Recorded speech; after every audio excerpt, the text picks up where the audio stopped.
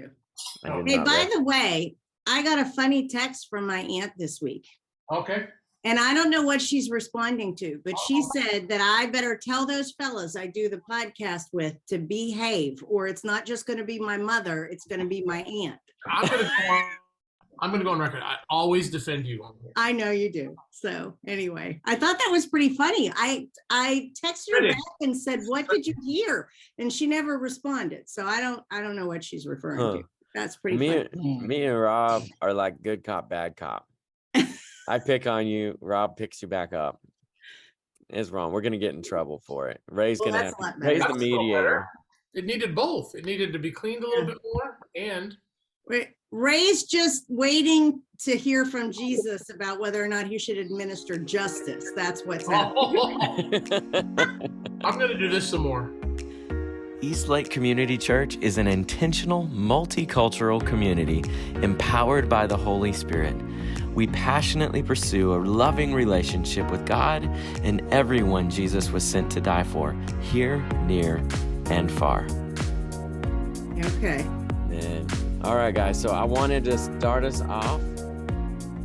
This is my favorite part of the podcast. I wanted to start us off with a fun little ditty of a game. Okay. Here we go. Now, I want to take you back. What was it? To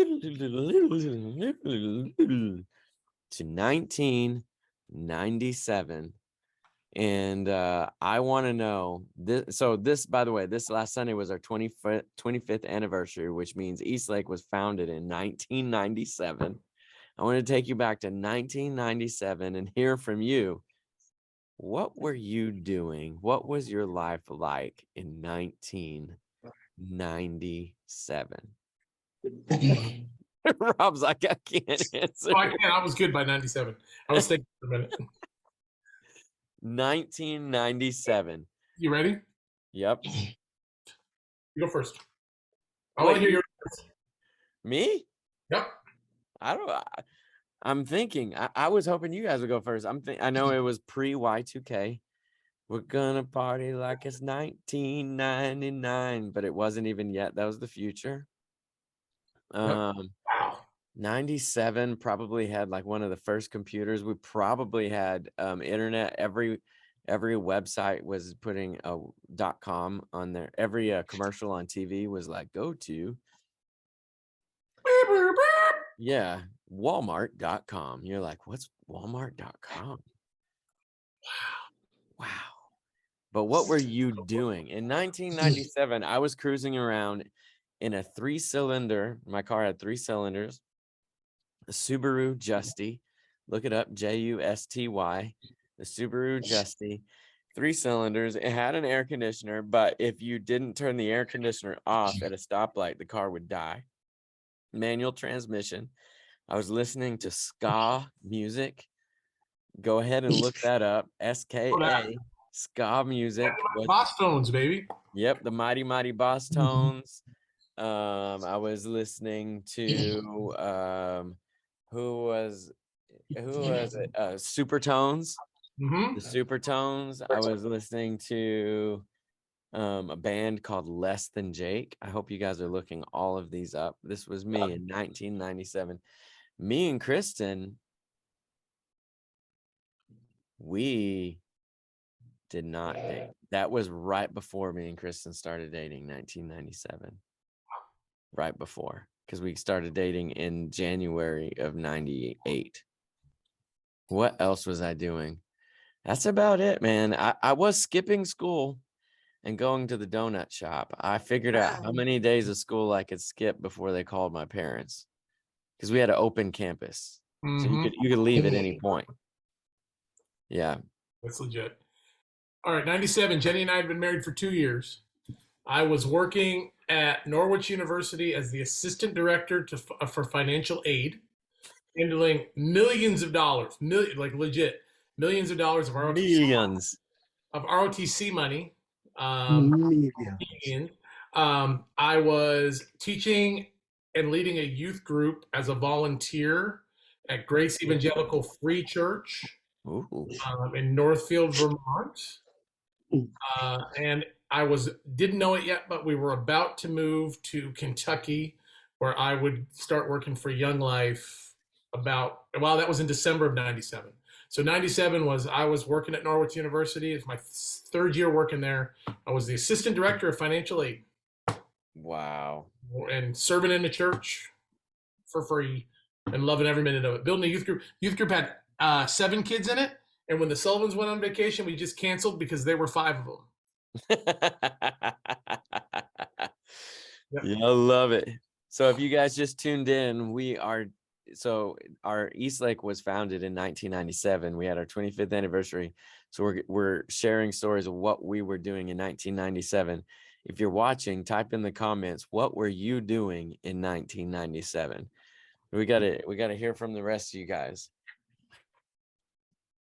1997, I had no children. I was not married. I was actually halfway through physical therapy, assistant school, at this time, I was living back at home in St. Louis, Missouri, listening to the Fugees. One time. And that's right. And Sean Puffy Combs and other rap that I will not name because it isn't as clean as those two. I was driving a 1992 Pontiac Bonneville. Woo! So it was black with black tinted windows with chrome and gold rims on it. I thought I was the stuff. Let's see. That's a classy. The Bonneville? A Bonneville, man. And you could drop that 2 inches. Get out of here. I forgot to carry my car. Yeah. I was driving a Prism, 97 Prism in 97. Oh, both of these are good. All right, here's the question while we're talking. Trackers? No, I didn't have one of those. So while we're talking cars, were you like sitting upright like a respectable human, or you kick back like is anybody driving that? Or just a pair of knuckles? Gangsta leaning, man. Did you have a phone? Did you have a phone in that car? I had a bag phone. I had a bag phone too. That's what I was asking. I did that bag. Nokia bag phone. Yes. Plugs into the cigarette lighter. Yes. I thought I was something. I called Jenny. I'm 5 minutes away from home. She's like, that just cost us $85. Why'd you call? I had 2 pagers. I was still working at Christian Hospital.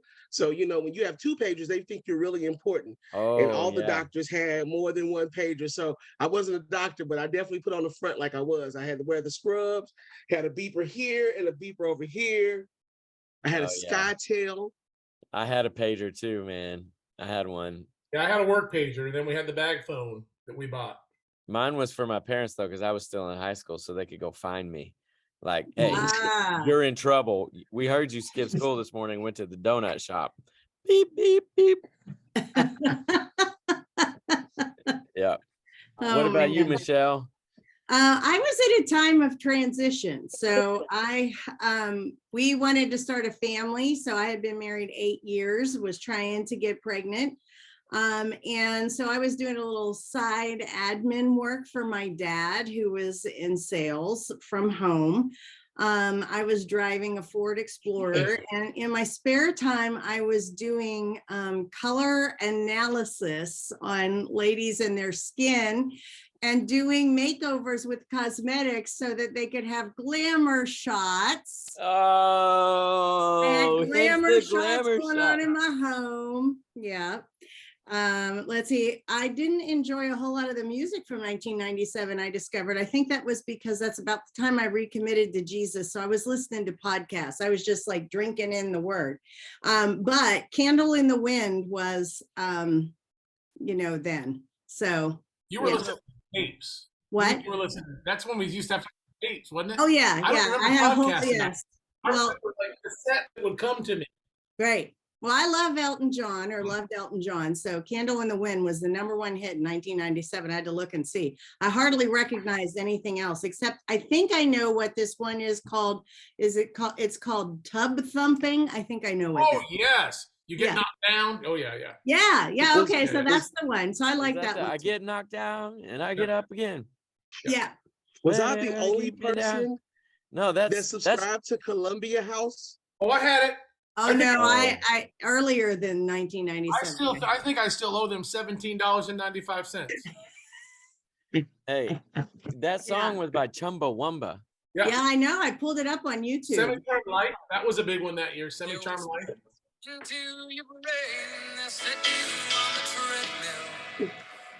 Wow. Imagine Michelle with a cigarette hanging out the window. I was not smoking in 1997. Wow. I can. Bop came out too. Bop came out that year. I was not smoking in 1997. Thank you very much. Came out. Let's see. But it was a Ford Explorer. That's a very unassuming car. You know, the Bonneville, that's like saying, hey, yo, we're about to drop this 2 inches as soon as I get paid. The Prism's like. Men in Black by Will Smith. Oh, that was good. I like Oh, that. yeah. It was a lot of fun. I got stuck on the songs, trying to figure out what songs were out. Yeah. So here's a good question. Would we have ever interacted and been friends in 1997? No. No. Not unless you were in school with me. If we would have just met up at a restaurant or something, or like some random thing, would we have ever? Isn't that weird to think about? But No, as you all were still in school. I was adulting. Yeah, you were driving a Ford I was Explorer. directing things and paying people money. Yeah. Yeah, Rob was climbing the corporate ladder. Michelle I had suits. I wore suits every day. I had suspenders. I mean, Wow. when I wasn't in uniform, because I'd have to be in uniform because it was military school. So if I was doing a civilian thing, I'd have my nice suit on with suspenders. And if not, I'd be I was a major in the Vermont militia, which is what all faculty and staff at Norwich were, because it's military school. So I had major bars. Oh man, that's a scary thought. Yep.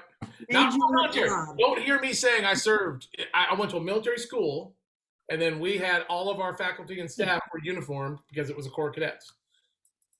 Wow. That's amazing, guys. Time is Saving Private Ryan Rob. No. Yeah. I paid Private Ryan though, because that was the one. I'm serious. I was everybody's best friend because I funneled all the ROTC money into their accounts. It was my job. Wow. Man. Okay, so at the time that's what we were all doing, there were people in Irmo, South Carolina, Jerry Gray, who some of you guys got to meet if you came to the picnic, that was feeling called from the Lord to plant a church that was different than other churches. I mean, at that point in 1997, to do a church the way that Eastlake was planted was very countercultural and kind of like, okay, you're going to be one of those guys, huh? Mm-hmm. And it's just kind of interesting to think about that. And here we are today, 25 years of growth, blessings, you know, and ups and downs, but really, you know, like that's sometimes how God teaches us. I think there was only one of us walking with the Lord in 1997. I was. Two of us then.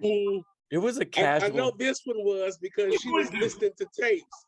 Who are you pointing to? Lord, I must be in a different spot on my screen. Yeah, remember, we're all in different places. On my screen, Michelle, you're in this corner. Okay. You were starting a family. You had stopped listening to the music. Rob, on the other hand, was just getting on the path, I believe. I was running a youth group, man. He was on fire. I was actually 97. I was pretty good. I didn't take my turn until we got to Kentucky, and it was 99 when I. Okay, all right. 99. You had your fall from grace. When I had my relapse was 99. I was I was aware of God, and I was a Christian, but I was a casual stroll. Yeah, it was I didn't really know what I didn't know. It was I go to church on Wednesday nights, And but have anyone want a donut? Ray, on the other hand, was not. Jesus was in the back seat. He was in the back seat. You were cramping him. You were all rolled back, cramping him up in the back seat. He was just trying to keep you alive in those days. Pretty Jesus much. was like, pretty this much. one. Yeah. This one's gonna be a little extra duty here. Oh my goodness. Yeah, that's crazy, guys. I love it though. So 25th anniversary this Sunday. I mean, this podcast will be a little bit different. We're kind of taking a break from Church of Tove, even though this series fits into the Church of Tove series. But it was an anniversary weekend. I mean, just to kind of, I know we're not diving right into the deep stuff, but what can you just quickly tell me what your favorite thing was? What did you enjoy this weekend? Is there one, or if you had to pinpoint one, what was it? That's hard to pick. Wow, one?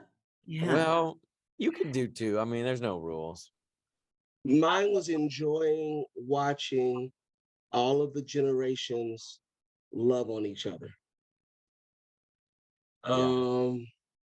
You know, the people that are at Eastlake, that has been at Eastlake since 1997, being reunited with their initial pastor, as well as seeing some of their friends, was amazing for me, just to sit by and watch it, because it was like a family reunion. Yeah. And then to see new Eastlakers be introduced to some of the founding individuals was pretty cool as well. Like, I got to meet Jerry Gray, because I'd only heard of him. It was like Sasquatch for me. You know, But you're acknowledging there's a chance. Yeah. It's like meeting an alien. That was cool. Yeah, it was right. So it was actually, like, for me personally, it was like meeting a legend. Because how often do you get to meet the founder of something that you now benefit, that you're the beneficiary of? Yeah. It's not often. And he was a pretty cool guy as far as I'm concerned. Mm-hmm. And then seeing some of the emotions of people. Especially, you know, watching some people just walk around Game Changers on Saturday, literally just praying and praising God that this happened.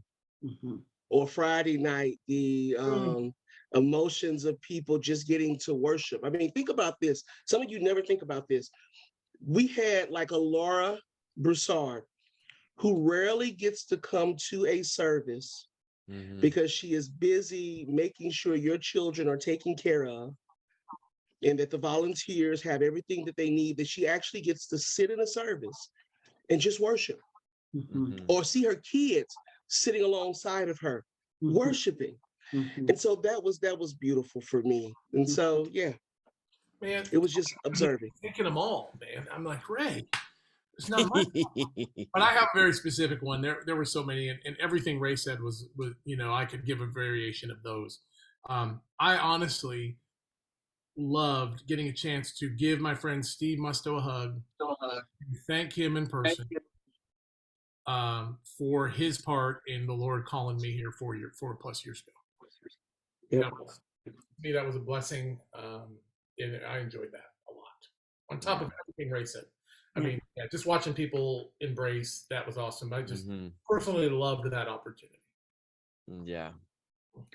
I loved all those things too, every one of them. But I think, having walked this journey for so long with all the changes that have happened at Eastlake with staff over the years, and I have said every iteration of our staff loved my family well. You guys have loved my family well to way back when we arrived.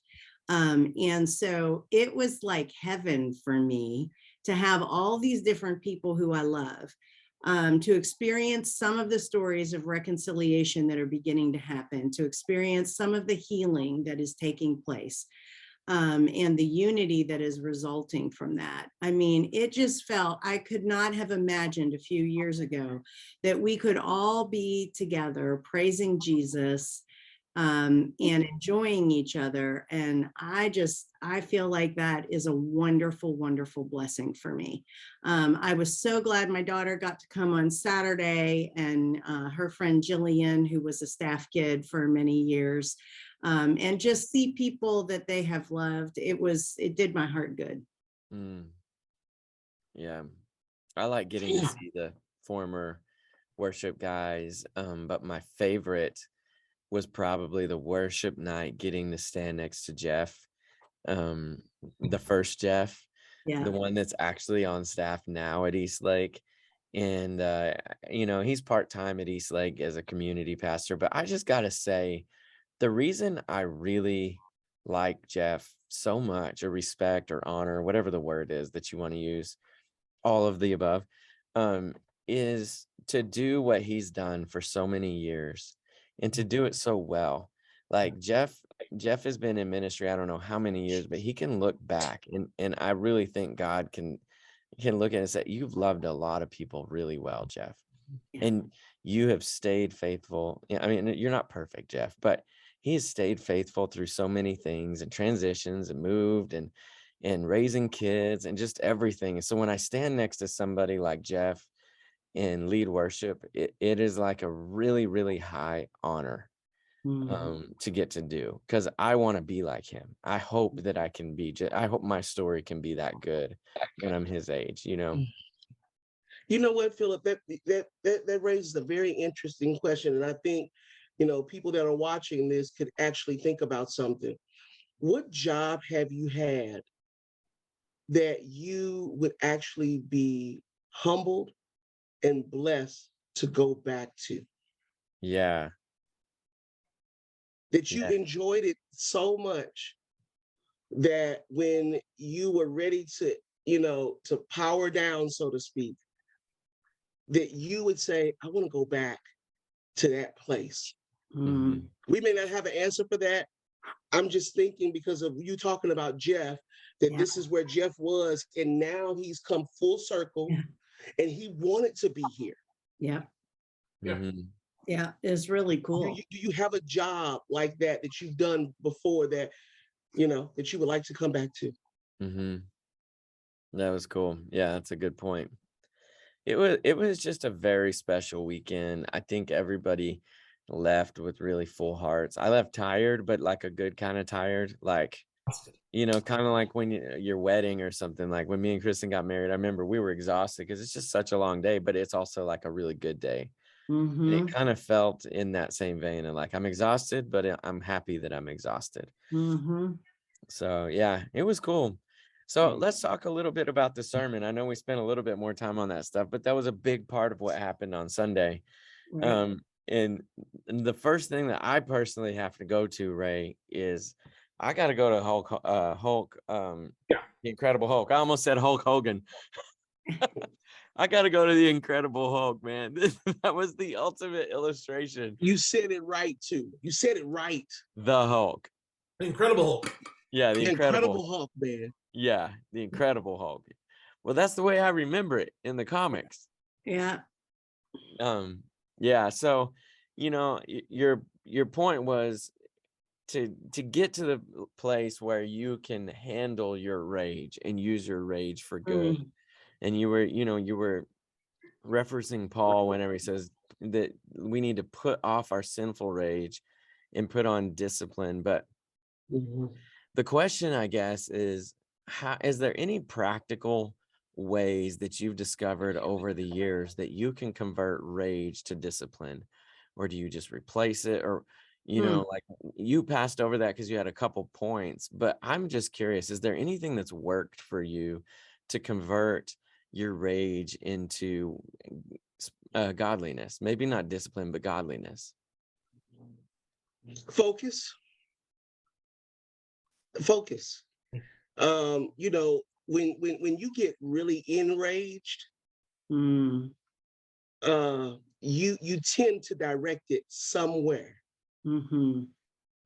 Unfortunately, often it's at a person or people. But if you redirect your rage to you, it spurs you to do something regarding you. So, I go boxing and kickboxing. I don't do it because I have rage pent up inside of me, but if there's a way that it can be drawn out of me, that's one. For Rob, he runs. That might be a way he gets to exercise his rage or frustration out of his life so that he does not, hurt people with it. For other people, they just go walking. It's just taking whatever it is that is causing you pain, tension, or frustration and figuring out a place that you can actually release it and do so without harming anyone. For others, you just might need to go in your prayer closet and yell at the Lord. Nobody's there. It's just you and him. Or if we're being honest, have you ever gotten into your car some days and literally just cried or screamed? Right. Instead of directing it at your boss, who you might have been mad at, or your coworkers that you might have been mad at, you just redirected it. It takes discipline. Because in our flesh, we would get enraged and then we just spill it over whoever's near us. And part of that focusing, Ray, I think too, I was thinking of this even with the illustration the other day about the different Hulks that you put up there. How do we get to the current iteration of Hulk? Whatever we're calling him, Cardigan Hulk. They call him all these different things. It's you become aware when you're focusing, you become aware that 90% of the time, at least this is my case, I'm going to speak for me. 90% of the time, what enrages me about someone else enrages me about me.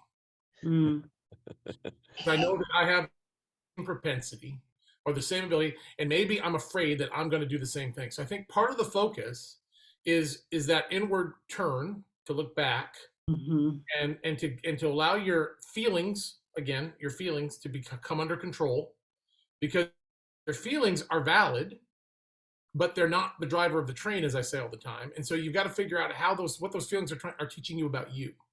So when I get upset with someone for treating me poorly, quote, I'm going to put that in quotes, because maybe they did, maybe they didn't. Sometimes people do. Sometimes we just perceive they did. 90% of the time, I realize I did that. I took it that way. Yeah. I did it that way. I'm misreading what they're saying. I'm misreading what they're doing. But if I don't pause and look in, I'm going to, Hulk smash, like the early Hulk in the new iteration of the Marvel universe, where for a while there he was that uncontrollable Hulk, and then eventually figured out how to get it under control and channel it. Rob, I never thought about this. You just said that iteration of Hulk that became more controlled, it only happened because he had a team. Yes. Oh. Pushing it. I mean, all the more reason to watch comic movies. Well, yeah. One of my favorite things is when we get back to Endgame and the new version of Hulk sees the old version of Hulk off in the distance, and he's like going, "Oh my gosh, what in the world?" And so then he tries to do a little Hulk smash thing just to fit it. He's like, "Oh yeah, Hulk smash!" Oh, he's completely changed. Yeah. I love it. Michelle, what's a woman's perspective on how we can handle our rage and anger? What's worked for you? Well, different things, but I really feel like one of the things we should point out, because I thought about this on Sunday when Ray said that, when he's talking about take your rage to Jesus. We talk about that, but if you're a new believer, or if you've grown up with the idea of God and you're thinking, yeah, but this is God and he's a holy God and I'm supposed to respect him and honor him. And, it can be an odd thing to realize that, no, you can take your rage to Jesus. He's safe for that. So, I think journaling is helpful for me. Prayer is certainly helpful for me. Doing something like if I'm really angry, but I can go home and clean a closet or put something in order. Maybe I can't fix what happened to me or fix what happened in my world, but like there's some little piece of my world that I can get into order. And it just makes me feel better.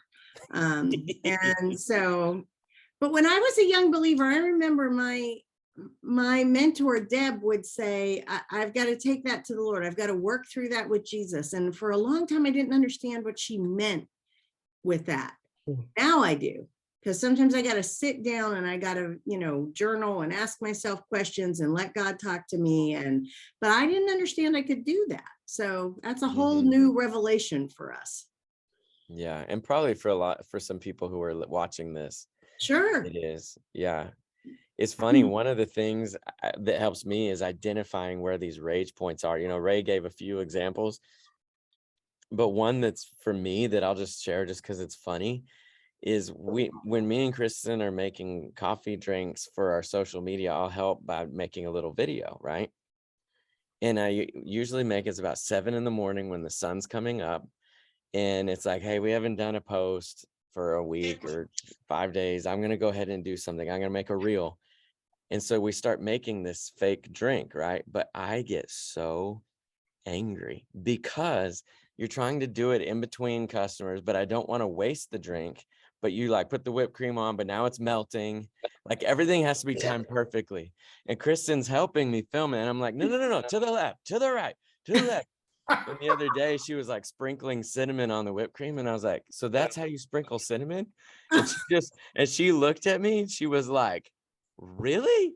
And then now she's enraged. Yeah. Yeah. And then after that, she's like, just so you know, we're not doing that again. And so now like it's a joke. So now if you guys go onto social media and see any of those, just know that when those were made, it might not have been a happy situation. But now, like this last one we did, it was like, okay, so we're gonna make a reel today. Are we mentally prepared for what's about to happen? It's like, let's stay cool. Let's keep it cool, everybody. And we laughed at each other. And then when we were done, we were like, all right, high five. No anger here. Oh man. That's a funny one, but there really are real things in life that you just know, all right, this is gonna be a trigger. Here we go. Like I gotta check myself and get ready. So we all have kids. When they used to get enraged, what was the first thing we always told them to do? Go to your room. Okay. Go to your room. I like that one. It depends on what they were doing. Yeah. Well, we would tell them to stop. Yeah. If they were doing something that was destructive, or we would tell them to go somewhere and sit down. Yeah.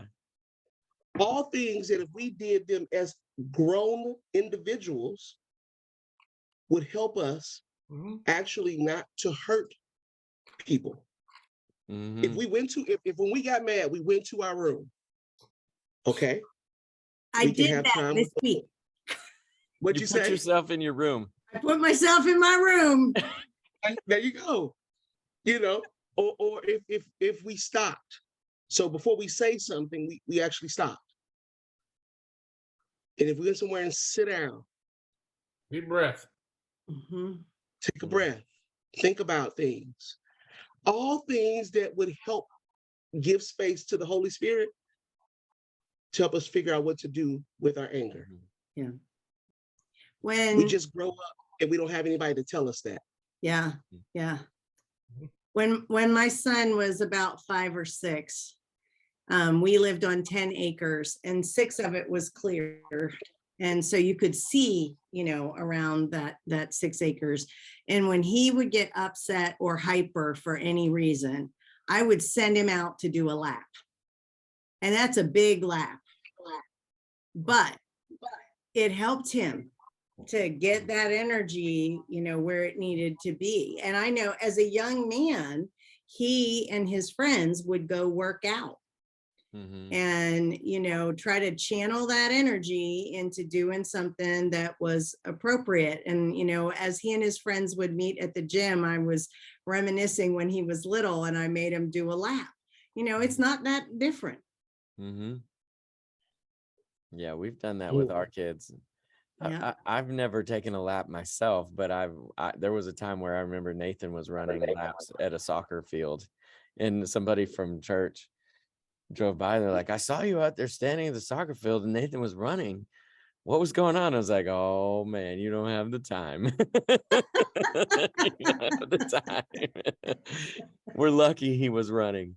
But yeah, so we talk about all this, as it relates to relationships and work relationships, marriages, friendships, but also it relates to the church, because in the church, we have experienced, or the people listening to this will experience or have experienced, there's going to be things that are going to make you mad. There's going to be a sermon that might get preached that's like, whoa, whoa, whoa, whoa. That does not affirm what I already believed. I need you to come in here and affirm for me things that I already thought. And therefore, everybody stays in their box. We go home and we're all happy. Stop rocking the boat. By the way, Jesus rocked the boat. Yeah, kind of calmed the boat literally one time. But you get the point. And so I say that. So now let's make the transition into church. When we're angry, and it's not just at a sermon, it could be anything. It could be a hiring decision. Honestly, it could have been a past firing decision. It could be a future firing decision. It could be anything. How do we as church members handle that? What are we supposed to do? So like, let's say we look back at our past and we say, yeah, I've got a long history of anger and frustration, but in the future, I don't want to repeat. What do we do?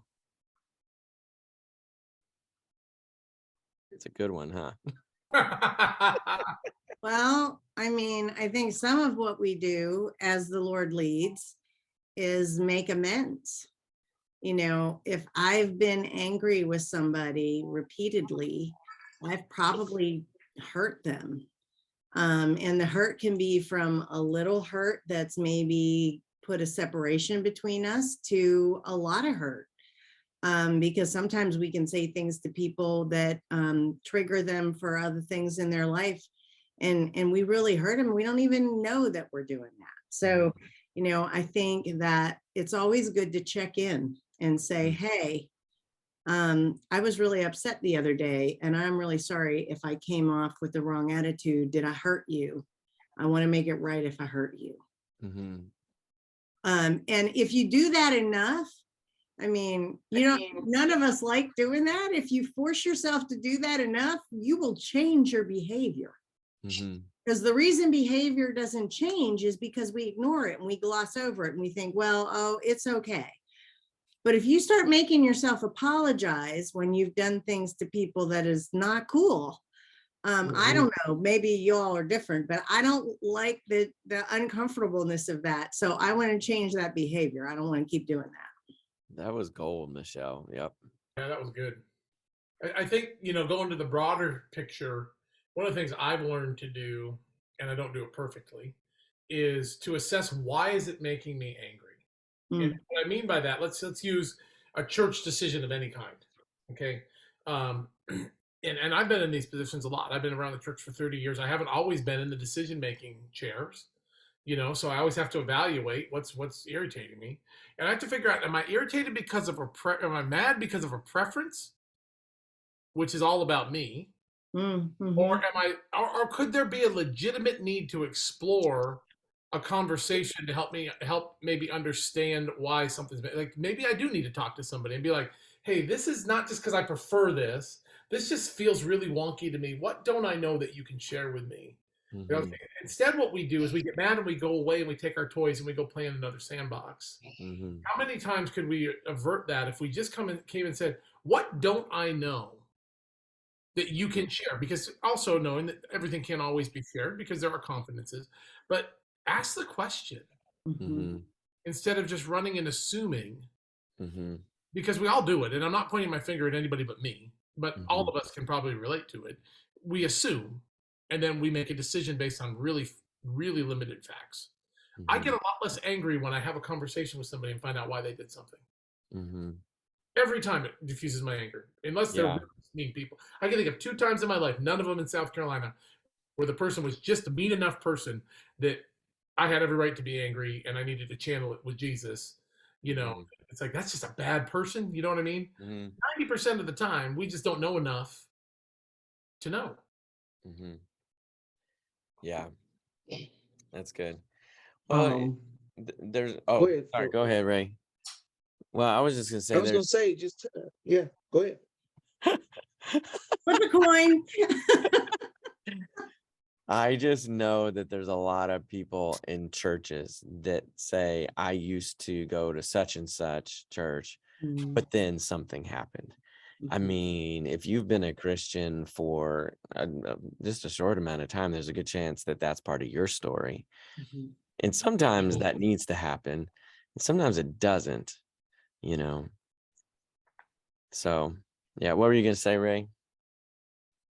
I was gonna say Sherlyn and I have a marriage tactic or tool that we use when we are at that place where we have disagreed or have a disagreement or whatever. And I think this ties in really well to when we have that stuff happen in church, because we're supposed to be a family. And so all of our families have wronged us in some shape, form, or fashion, because all the people in our family are broken just like we are. And so here's what we tell couples. We call it a pact, P-A-C-T. P stands for pause. When someone has angered you or upset you or hurt you, pause. The pause is just so that you don't do or say nothing stupid, okay?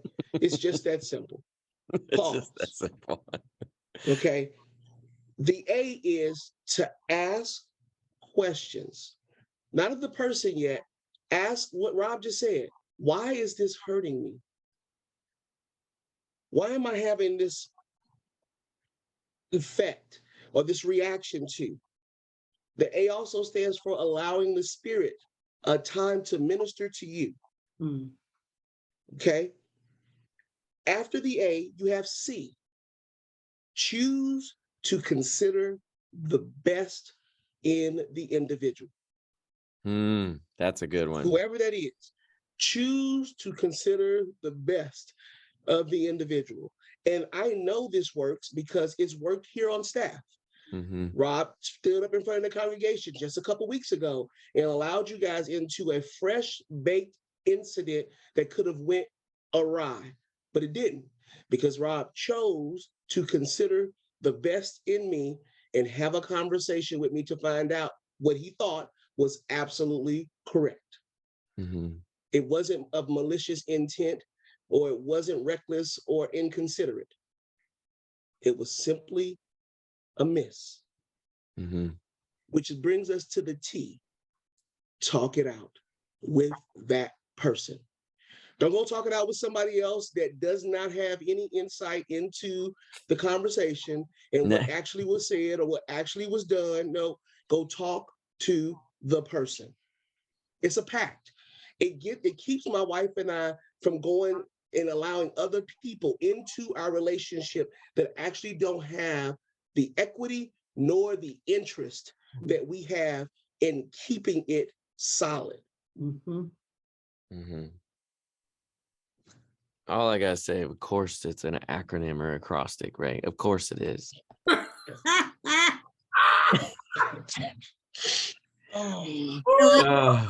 Philip, could you get on that shirt, please? Yeah. Oh my God. All right. So I've got a new way that and it's not with whatever those little Hobby Lobby machines are, but I'm making shirts as Ray says things just for fun. And I need an acrostic shirt for Ray, something that's like I could make that an acrostic. That's what it should say. I can make that. I gotta get to work on finding out how to get one into my next sermon on TOV. I don't have one there yet. Yeah. I can't remember all these acrostics, guys. There's not a single one I can remember. But if it makes you guys feel, although packed, I might remember that one. Yeah. And you remember Grace? I couldn't tell you what the Grace one is. I remember the word. I'm not a smart man. I'm like Forrest Gump over here. Well, the one you were going to make about justice, that's memorable and easy. So, you know. Yeah. Oh, there's a justice acrostic? No, you sat at the table today and said, I can have that into a t-shirt by Thursday. Oh, said, yeah. You forget already? Yeah. Not a smart man. No, I know what you're talking about. I thought you said justice has an acrostic. But No, it probably does. Look at Ray. It will by Sunday. What? What'd you say, Rob? I said it will by Sunday. Yeah, it will by Sunday. Right. Yeah. He doesn't need an acrostic for this Sunday. See, Oh, Michelle, my word. now we pick on Ray. See, it's not Michelle this time. See, I don't have an aunt or a mom that's tuning in to defend me. Yeah. Oh, well. Yeah. Boy. That's Such a rough funny. one for all of Well, us. we don't have a lot longer because this morning we talked about so many things with the anniversary, and I know it might feel like we just dove into this, but it's getting close to our closing time. And we just That was another song from 97. Closing time. Yeah. 97 or 98. Yep. You know. Man, I need to play the song as we go out. Yeah. But this has been a good conversation though. This has been a very good conversation. Yeah. Is there anything that we want to tell people that's coming up that you would just love for them to know? Oh my God. Today is Wednesday. So is today the last day to sign up for the ladies retreat? Today is the last day to sign up for the ladies retreat. So you're on your phone, you're on your computer right now. Go over there and just do it. Wow, that's good timing. Closing time was 98. Wow. Rough year. Rob's got some stuff he's excited about. I do. We have our family ministry is like about to be in full swing. Malcolm started back up with student ministry 2 weeks ago. Next week we start our midweek connect for our elementary kids all the way up through 7th grade. And then on the 5th of October, we start parent to parent. So that's a place for the parents to come. We're going to talk about being a real world parent, like trying to put a biblical worldview on all of these difficult things we face with our kids and making sure that we got the right glasses on when we're filtering through how we're loving on our kids. And it's a discussion format with some teaching tied in. So, ooh, and next week is the Celebrate lunch. But no Sasquatch. We pushed you back to November, but yeah. But we are going to talk about fall gardening. So I am like this Saturday, I'm going to like pull all my old dead plants out so I can get ready for the discussion on fall gardening next Wednesday. If you're over 60, come. I need to plant a garden. That's what I need. Wow. You've got a jungle. I got a jungle, guys. I got a problem. I got a major problem over here. Yeah. Okay. We got to do a quest for the best podcast too sometime soon. Oh, we do. Yeah, quest for the best. What should it be? Pizza? Quest for the best. Chicken strips. Oh, chicken wings. We've done chicken though. Yeah, I would want a quest for the best. We did do the chicken sandwich. Yeah. We could do taco salad or tacos. How about sushi? No, I'm not coming. Oh, you don't Best like for the best. Do that on a week that I'm not there. Do that on a week that I'm not there. Okay. We'll invite Dawson. He probably. We haven't done burgers. What about Bright? We haven't. Yeah. Yeah. Hey guys, tell us what you think we should do a podcast on for the quest for the best. Yeah. We could do it on location. Whew, that'd be exciting. That would be fun. Yeah. All right. With that said,